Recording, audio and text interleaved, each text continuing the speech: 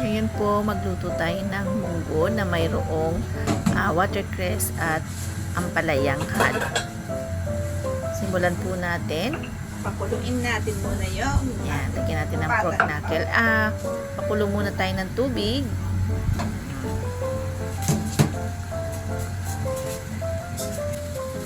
Ilagay natin yung pork knuckle to blanch. Like a scald. Blanch. Para maalis yung ibang impurities at amoy ng baboy, ng paan ng baboy. Kumukulo na. Isang kulo lang po, tapos ahunin natin.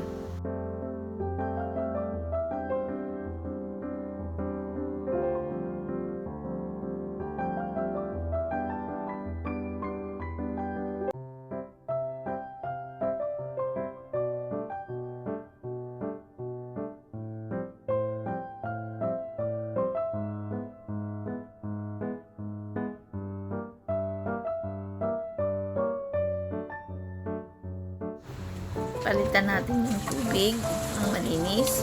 Pinakulaan ko na po yan.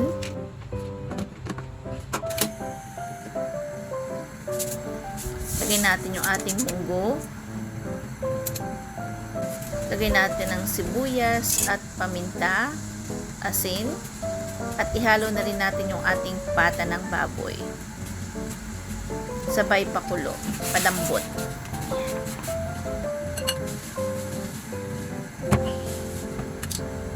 Dagdagan natin ang asin. Lagyan na rin natin ng chicken powder. Takpan. Buksan natin. Kumukulo na siya. Kung malambot na po, pwede natin tanggalin na yung paa. Yung pork knuckle.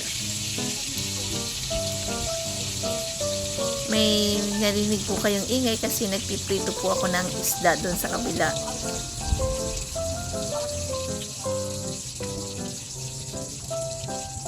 Ay, hindi mo pa natapos yung movie kahapon Sunday nung ano? Hindi pa. Nandun pa na ako sa... Kung di ba naghahanap sila ng susi? Panoorin mo na. Di ba naghahanap sila ng susi? Ito mo na, mahaba kaya ito. Yung naghahanap lang sila ng susi. Hindi mas maganda yung sa movie. Ay, type A, ano mo na. Hindi mo dapat yung patay na ka. Ganda. Hindi, kwento mo na lang sa akin. Maganda siya. Nakakatuwa. Minsan, na. Yun nga lang na rin pa rin yung anak kasi. Bis may justisya. Kamay justice. Matatawa kayo yung glass ano niya, kung ano ginawa niya doon sa lalaki. Ginawa ng ama. Hindi ko nga tandaan. End of the road. Ito, road Oh, the last house, the last start, ano? Yeah, the last house. Oh?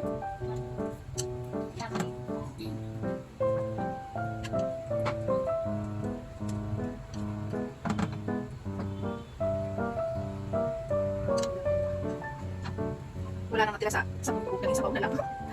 As in, babon na lang ang kainin natin.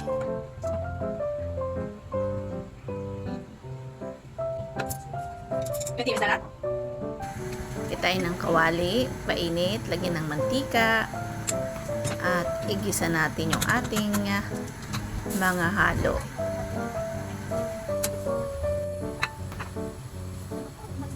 Sibuyas,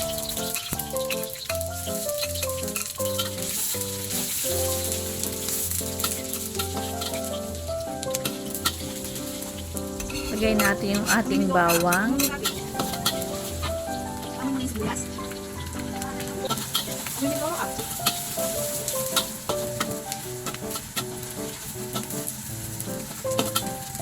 Sana matutuloy.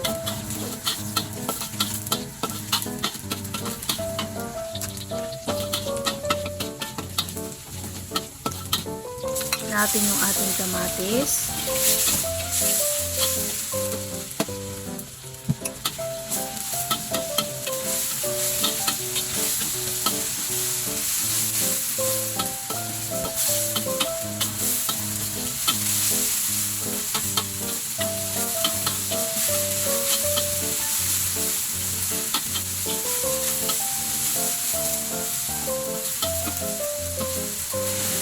Lagay natin yung ating pork knuckle. Ayan, haluin po. Isa muna natin siya doon sa ating kamatis para may lasa po siya. Lagyan natin ng asin. At ng chicken. Lagyan din natin ng chicken powder. At ng Haluin po natin.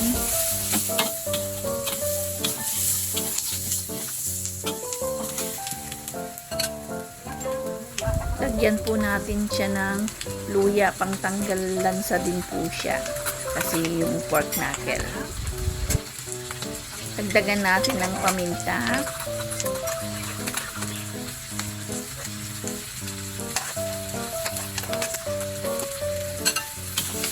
Haluin po ulit natin para iwasang dumikit sa kawali. Ito pong kawali kong ito, madali siyang masunugan. ay, ayan. Lagyan ng konting tubig.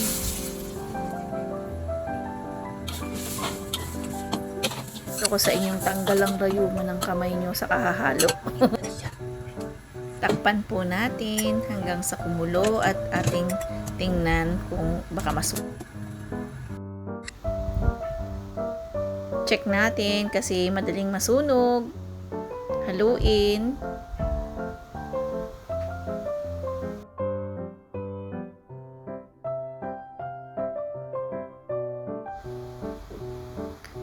Tapos ihalo na po natin yung ating munggo.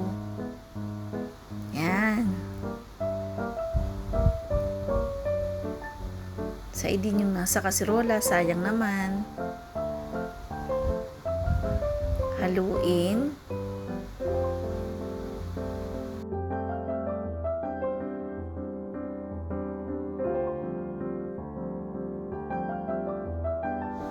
Dagdagan ng sabaw.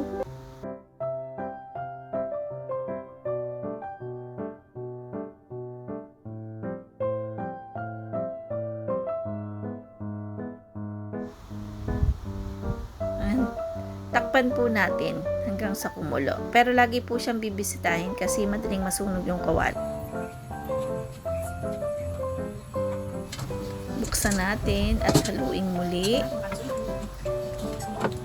Yan, sumabit na nga po. Medyo dumidikit na siya.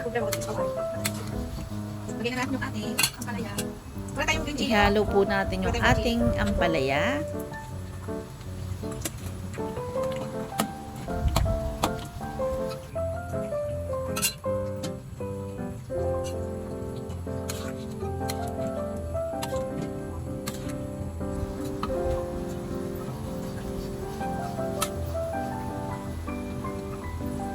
Takpan muli.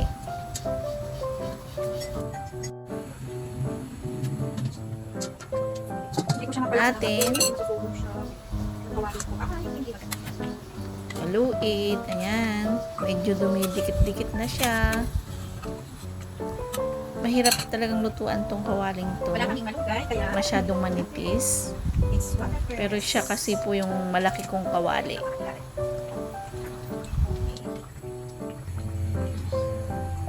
Wala kaming malunggay, kaya watercress na lang po ang ilalagay ko. Watercress.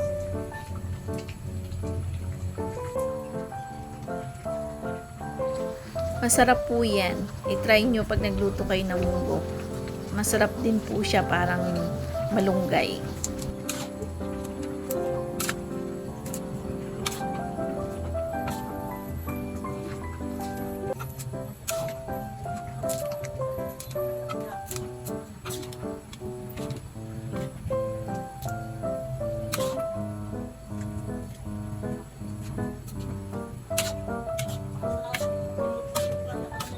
Ha? Oo. Oo.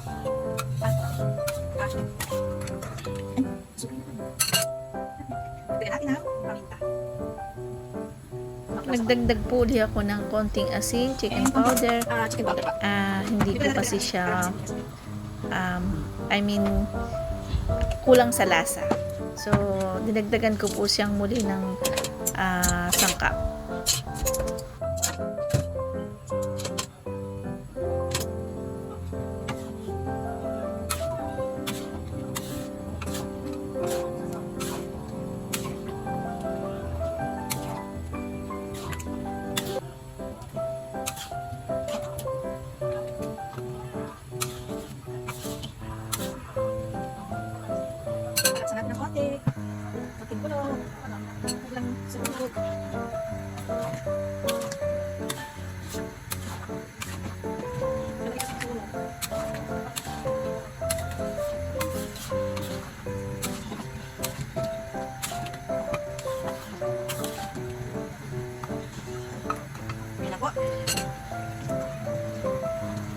Okay na siya.